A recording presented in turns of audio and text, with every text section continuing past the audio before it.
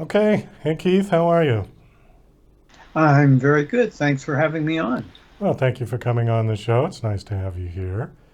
I'm looking at your bio. You're a BA from Harvard, Ph.D. from Yale, so all the cheap schools you went to, huh? Exactly, for sure. And now you've got a book out called Breakthroughs.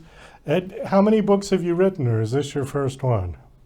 Well, it's the first book meant for a broad audience and covering a broad range of, topics and situations concerning creativity and breakthroughs and getting beyond really simplistic thinking. But it reflects background where, I've had 13 other books of various sorts about children's language and about nature. But this is meant to really inspire people to look at new possibilities for their own breakthroughs.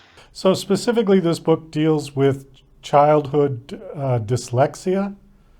Oh, no, actually, I like to describe the book as a journey. Like if you were going to, dozens and dozens of islands in different countries in search of new experience, new excitement, new inspiration, what would you do? And so the chapters are all pretty short chapters, and some do concern dyslexia and amazing ways in which people get stuck, think they're helping kids and not. But other stories are about nature, starting a business with breakfast bars, encountering mountain lions, overcoming all kinds of adversity, and also reaching very, very high levels of creativity, like certain children who reach very high levels in creativity. So the idea is that if you actually, read most of the chapters, you don't have to read all of them. You can't help but see new connections between what's going on in one kind of situation and another. And you might draw the conclusion, well, wait a minute, the things I'm trying to do can get inspiration and new strategies from this wide menu or voyage across different places and different problems. Is this a children's book or a book about children? Oh, no, it's a book about people and children and about nature. And well, but let me start with an example of starting a business, with snack bars, protein bars. One of the guys who made an eventual great breakthrough uh, thought, my biker friends and I, trail bikes and so forth, would love to have a decent taking, good boost for our energy, and they didn't like anything on the market. And he went through 25 recipes and he asked for honest opinions. Nobody liked it. He tried 50. Nobody liked it. 75 different recipes. Nobody liked it. Finally, after 100, he had something that's pretty good and took it to market, and then kept improving it. And it's that process of recognizing that what you thought might be, a great solution. You're really excited about it, but you've got to monitor and experiment and keep going until you get something that actually works, that's unfakeable, that other people can recognize.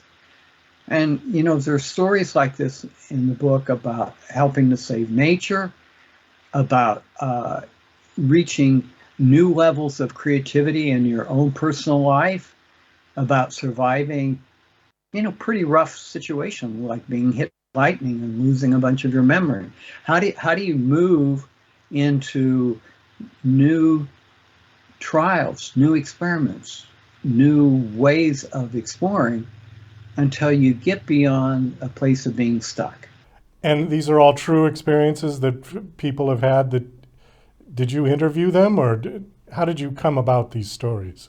Many, many different sources. Some of them are from my own experience or experience with colleagues in this country or Belgium or Sweden or Norway or other places. Others are things I just read about. Others are conversations I've had with people. I do a lot of exploring in nature. I'm an ocean sailor. I'm a hiker, and I love nature, and I love talking about nature, and so I meet a lot of people through those contexts, and a lot of things, I've read, and then paraphrase and expand upon. So I also read very widely, and I'm convinced that one of the best ways to improve your own thinking and your own enthusiasm for life is to explore something new, to read about or directly experience or watch a film, on something that you haven't had any experience with. And then you find which of those experiences really begin to touch you and bring you alive. And then you keep going and you keep going. And after a while, you have, kind of a repertoire, a library of very interesting situations where you built up patterns of understanding. And then you can begin to pull those patterns together for creativity. Did you have any breakthrough experiences in your life personally? Yes, I definitely did. One was on a sailboat in the Bermuda Triangle, along with 4 other buddies. We were bringing a boat back from the British Virgin Islands to Virginia. And we encountered incredible nature wilderness out there. You think of the ocean as, maybe not a place, but there's so much wildlife and there's so many beautiful changes of light, just, nice days. But we hit thunderstorms, and the Swedish captain and I, the guy with the most experience on the boat, and I were just talking away through a driving rainstorm. And, you're in the ocean, you can't get away from the storm. So you do your best sailing through it. All of a sudden, we were covered head to toe, in clothing, and water was just running off us like ducks. And we were holding onto the wheel, and over the wind, we were really close talking. All of a sudden, shh, just like that, about 3 seconds, shh, lightning hit the boat, passed over us, went into the ocean, and it was gone. And you knew at that point, and we said to each other, isn't it good to be alive? You never know. You just never know when something will come along. It's a real, even deadly threat to you. And here we encountered that, and it woke us up. It made me feel more dedicated to keep exploring, to take risks, not take, crazy risks, but to take some risks for the benefit of encountering, new inspiration, new adventures, overcoming new challenges. And so I really said to myself, I'm going to make sure that a lot of the things that I do, including my writing, will be ones that are trying to help other people really engage with the world, love the world, and to make progress on problems, even if they're really tough problems. What do you think it is that holds people back? The number one thing, fear? Well, there's a lot of fear, yeah. And sometimes it's the fear of the unfamiliar, right? Not, a deadly, fear of spiders or whatever. It's just, you're comfortable with a lot of the things you're doing. To get outside your comfort zone, and really explore, sometimes in itself can hold people back. But another really important factor, and it holds back the most powerful, most experienced, the most expert people in the world. And that is believing that you've come up with a brilliant solution, right? That the way you're approaching the problem, the strategies you have are going to work. I mean, you put in a lot of time, you put in a lot of thought, you have a lot of experience. Of course, you want it to work, but the trap is that if you feel you are really expert and you really analyze well, it is going to work, and you don't monitor it well. You take it for granted. You put in all the work in designing what you're going to do.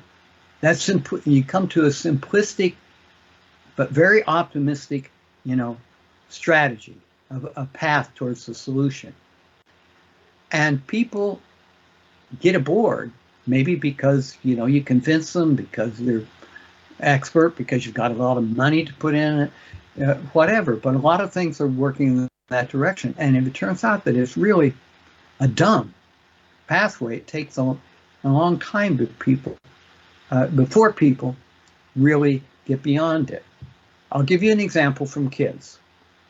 We studied deaf children, and we brought sign language on computers and really good sign language teachers into the lives of kids who didn't have those resources with sign language. Really profoundly deaf kids who could not hear, could not make any sense of speech.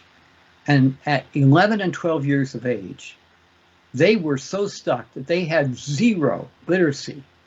They could read or write nothing. They would kind of go through, exercises of being presented stuff and being tested, but they were not adequate tests. We tested them in a way that was different, unfakeable tests to see what they could read. And they couldn't read anything. They'd been on a path for 5 years where people thought that the way in which they were being taught reading was going to be successful. And it didn't work. But within a couple of weeks, you could see these kids did not have any problem really with their brains. They just needed a breakthrough new mix of conditions, which included really enjoyable, warm teachers with fluent sign language who concentrated on sign language and who also used technology, which was fun, that made it easier for these kids to use their minds to connect the meaning of words and sentences and stories. 5 years, 5 years of totally wasted efforts because people were so convinced that what they were doing was the only thing that they should try. Does that make sense to you? Oh, it makes perfect sense. Do you think that's ego on the part of the person who was the inventor? Oh, absolutely. That's definitely another angle for describing this. If you're convinced that you're experienced and smart enough to design something that's going to work, and it doesn't work, that's the last thing you want to find out at one level, right? You want to be congratulated at the beginning for choosing something that people will fund and that they'll try, they're excited about, right?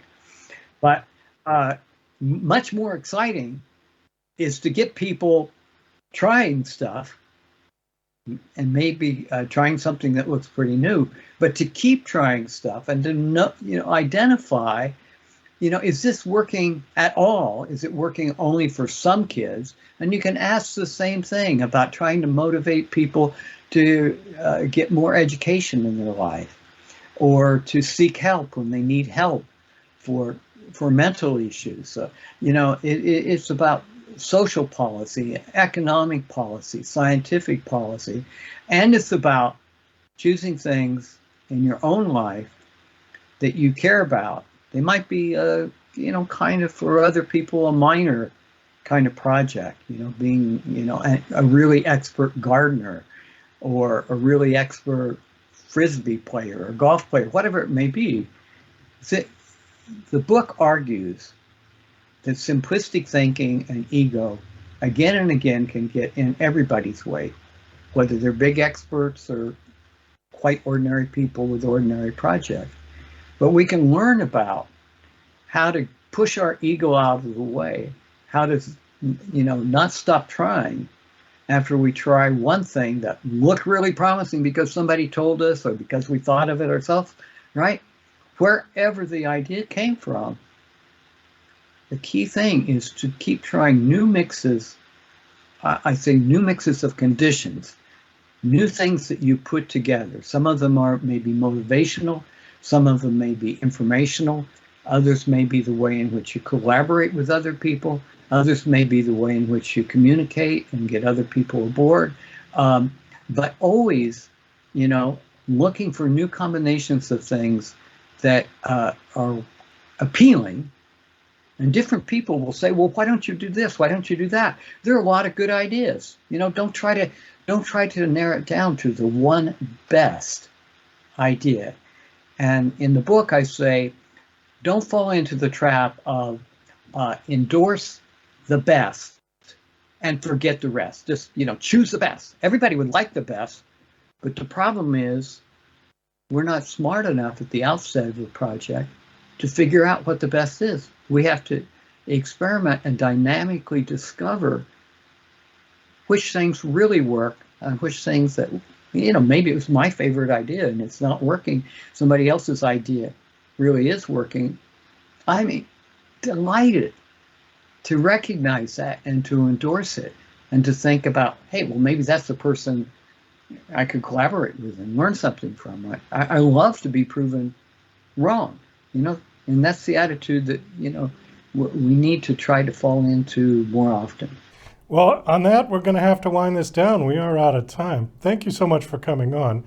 My guest is Keith Nelson. The book is called Breakthroughs. The book is out now. It's available? Oh, yeah. Amazon, Barnes & Noble, et cetera, et cetera. Okay. Yep. Last question. Do you have a website you want to give out? No, I don't have a particular website that I'm tinkering with a couple. So for now, you can find me on all the social media platforms, Instagram and Facebook and LinkedIn and so forth. Okay, great. Well, thank you for coming on the show. Very interesting conversation. Best of luck with the book. I hope it does well. Well, thank you so much. I really enjoyed this talk.